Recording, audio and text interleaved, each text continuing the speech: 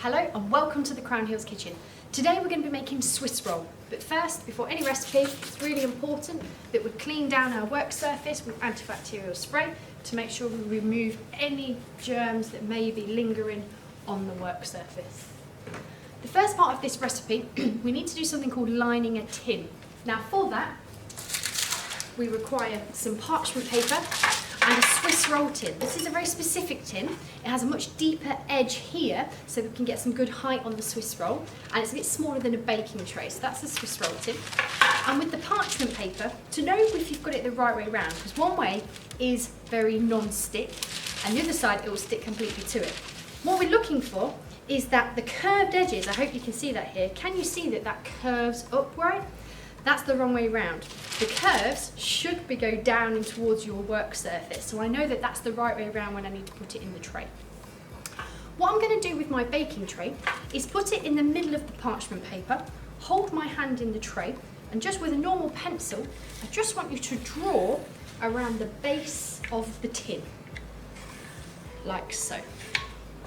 And then from here, from the corner of the tin where you've just drawn to the corner of the parchment paper, I just want you to draw 4 lines, like so.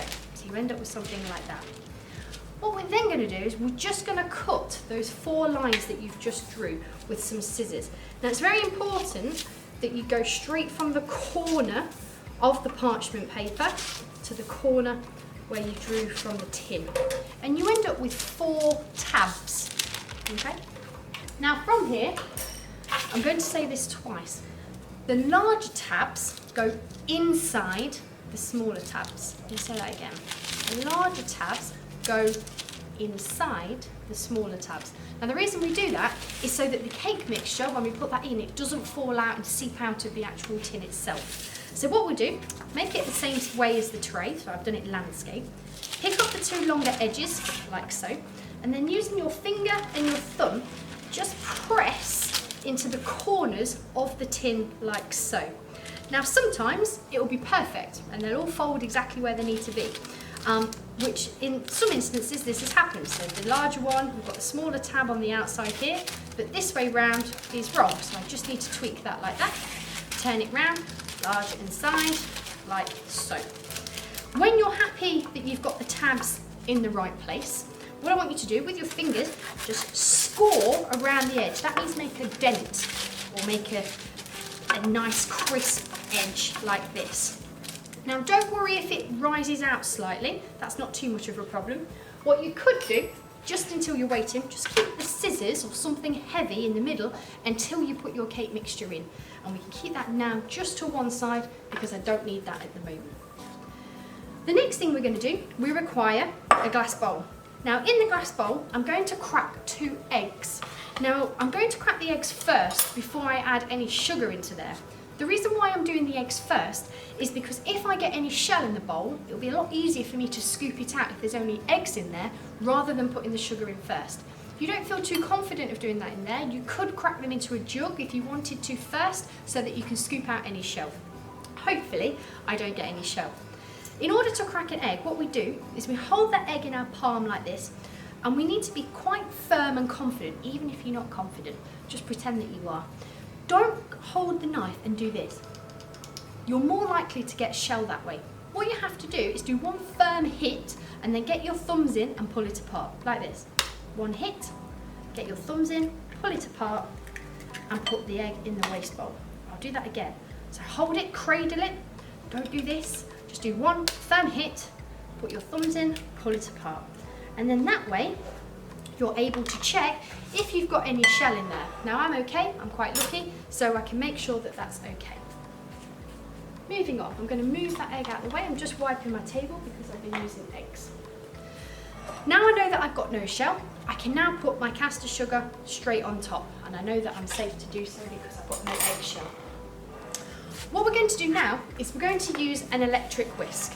This is probably one of the most dangerous pieces of equipment that we actually have in the food room. So it's very important that you listen to these rules very carefully. Whenever we use these, it's important that the wire stays out of the way. I don't want to see any wires wrapped around bowls. That's incredibly dangerous because if you pull it, you're going to move the bowl. So the wire always stays out of the way. Now we have two blades that fit into the actual whisk, and to hear if they're in right, they'll make a little click. Hoping you can hear that. So again, I'll just pop those in there, and if you can hear the click, they're in. Now to check, just slightly tug them to make sure that they're in. If you pull it really hard, it will come out. So just very lightly, just check, and if you hear that click, you know that you're good to go. Now when I put this in, I'm going to put the plug on. Do not turn the plug on, okay?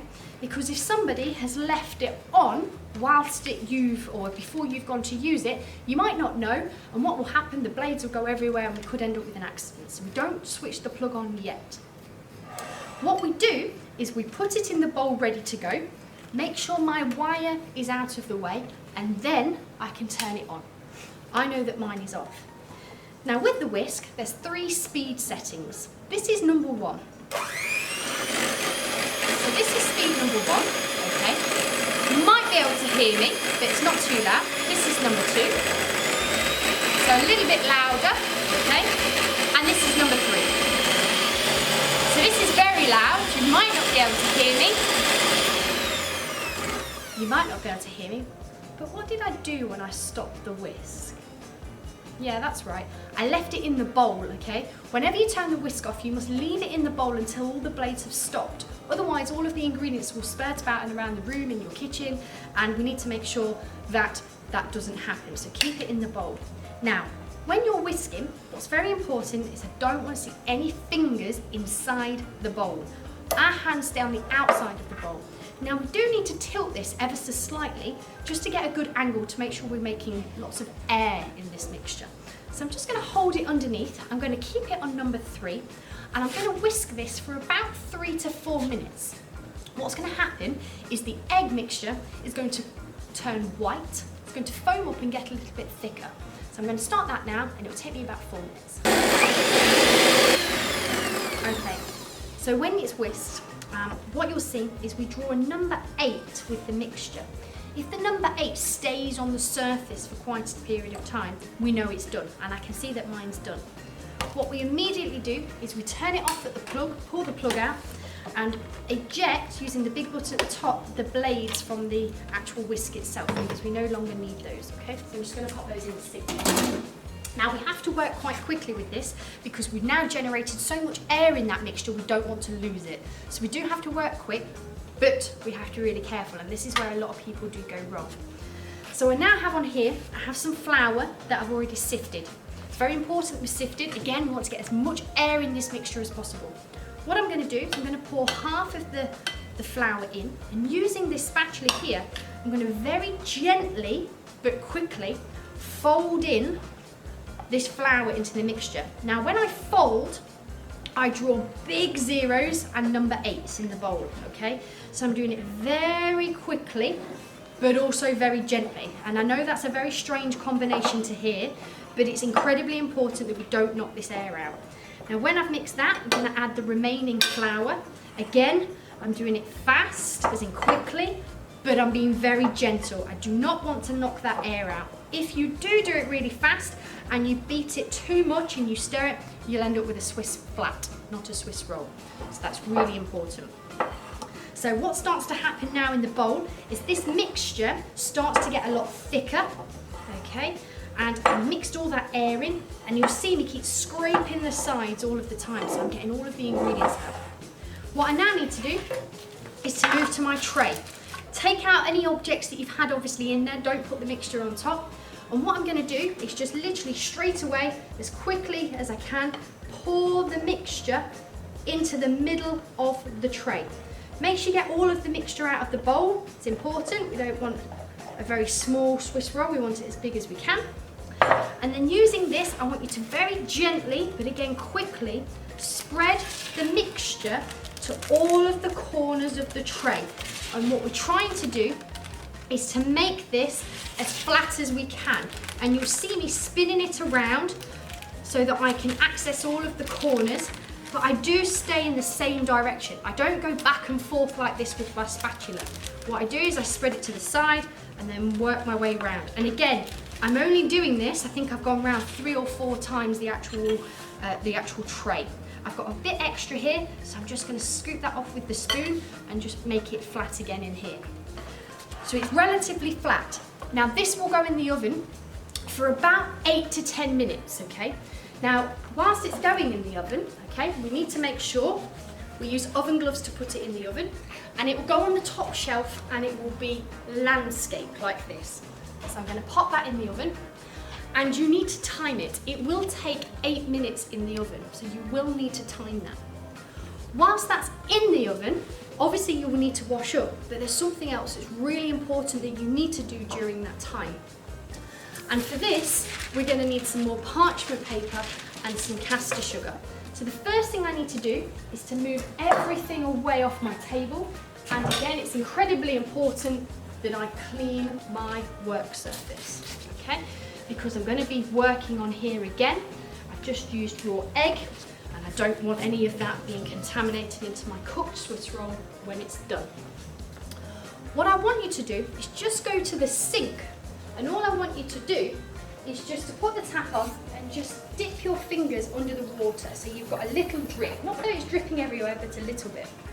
And what I want you to do on your table is just to go 1, 2, 3, 4. A few little dots. And again, make sure your parchment paper is curved down.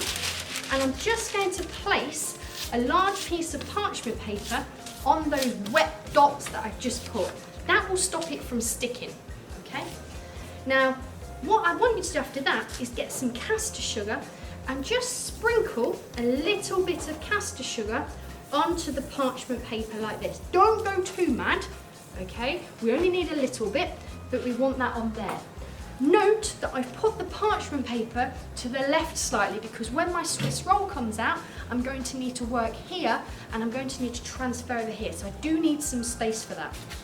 All I need to do now is to continue washing up, and I will show you what your Swiss roll looks like when it comes out of the oven. So this has been in now for 8 minutes and it's now ready.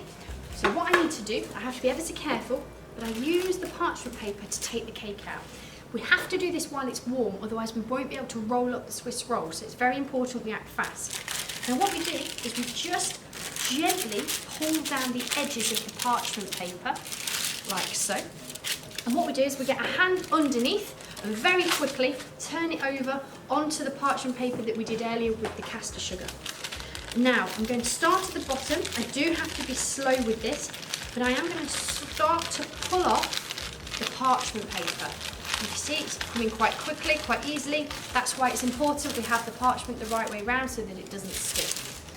Now all I'm going to do is with a butter knife, I'm just going to trim the excess edges off. So some of these have got a little bit crispy just because it's been in the oven. Don't cut loads off because you'll end up with no Swiss roll. But just cut these little edges off. Nothing wrong with them. You can eat them after. But we're just going to trim these edges all the way around. And I'm just gently pressing it. Again, I'm having to work fast because I need to make sure that my cake stays warm so that I'm able to roll it. If it goes too cold, you will not be able to roll your Swiss roll. Okay. Next part, use your 3 middle fingers. Put it at the base of your Swiss roll and just very gently make an indentation in the cake. I don't want you to cut it, I just want you to make a faint line because no strawberry jam is going to go past that line. I have my strawberry jam here, I've mixed it in a bowl. I'm going to put 1 big spoonful like this in the centre, and using that knife I'm going to spread it up to that line that I've just made, and I'm going to leave about a centimetre gap around the edge of my cake because when I roll it I don't want it all to fall out. So I'm just going to spread that really quickly again all the way to the edges like so. Okay, and that's done. And now the last bit is to roll it. First thing to do, start from the bottom. Gently take the first bit of cake to roll, and then if you do this really well, the parchment should roll the cake for you. So you end up with something like this, and then if you take it out, you will end up with your nice Swiss roll.